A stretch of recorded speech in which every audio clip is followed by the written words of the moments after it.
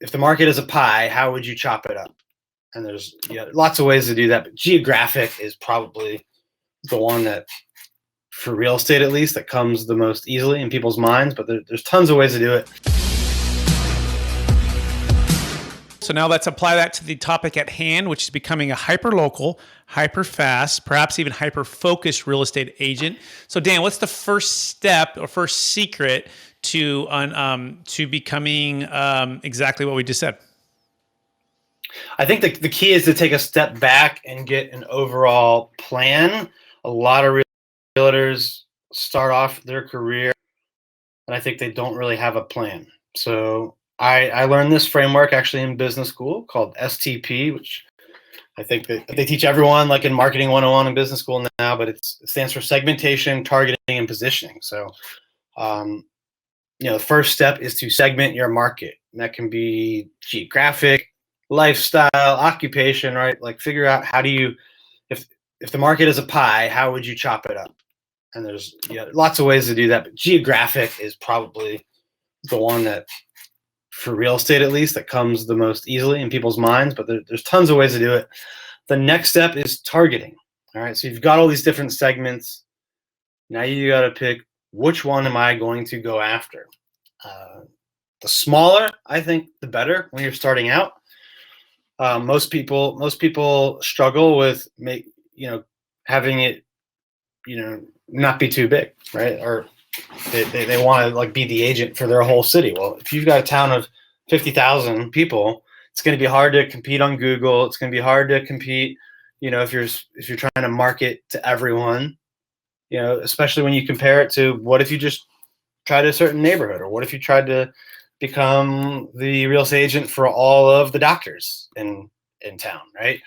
So in that example, right, instead of going after 50,000 people, go after 500 or 1,000, and you're going to be able to get ads in front of them more cost effectively. You're going to be able to get more direct mail. However you're marketing, you're going to be able to reach 500 or 1,000 people a lot easier. So you got to pick a target segment that is not too big, but it can't be too small. Like you don't want to get 100% share of 5 people. That's not enough, right? So obviously it's got to be a certain size, but and then the last step in this framework is positioning.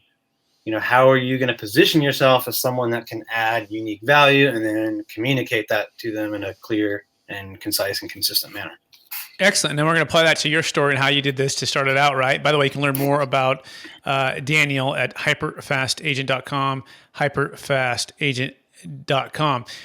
So talk about it. So, right, you jump right in, and what was your boots on the ground to niche down and to focus and to do the segmentation, targeting, and positioning?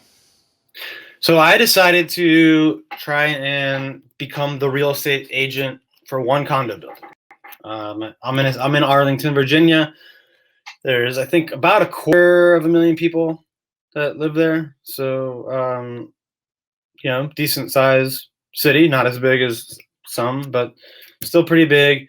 I didn't go after 250,000 people. I went after 200. There's about 190 units in this one condo building.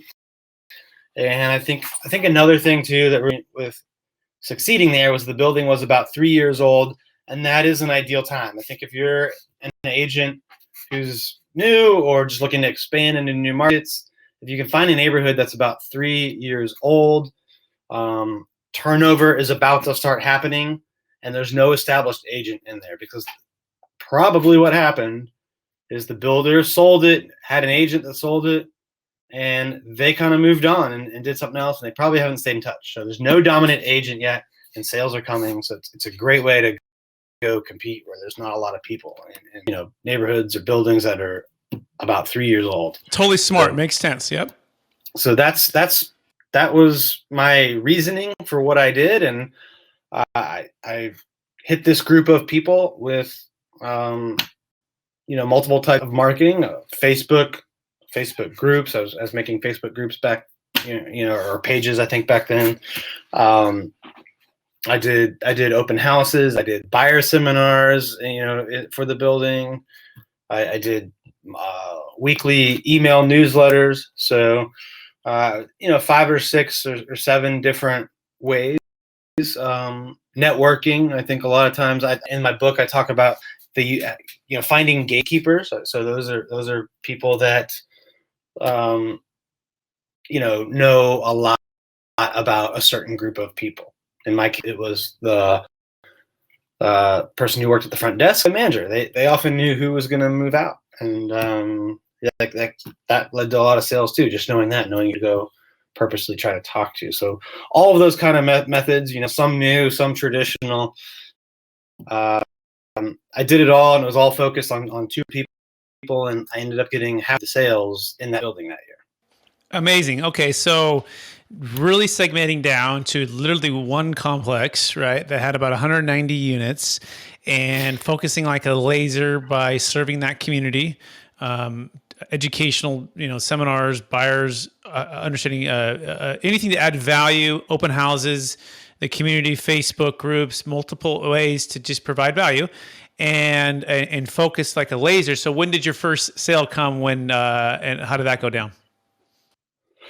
I think the first one was a buyer I found. They don't have this category, I believe, on Zillow anymore. It was on Zillow Make Me Move. So that's a type of listing that used to be available on Zillow. It's not anymore, but it basically was kind of like a for sale by owner, but the person really wasn't selling. They were just throwing a number out there, kind of a high number typically, and saying, if I get this number, I'll move. You can make me move. I'm not looking to sell, but I'll do it for.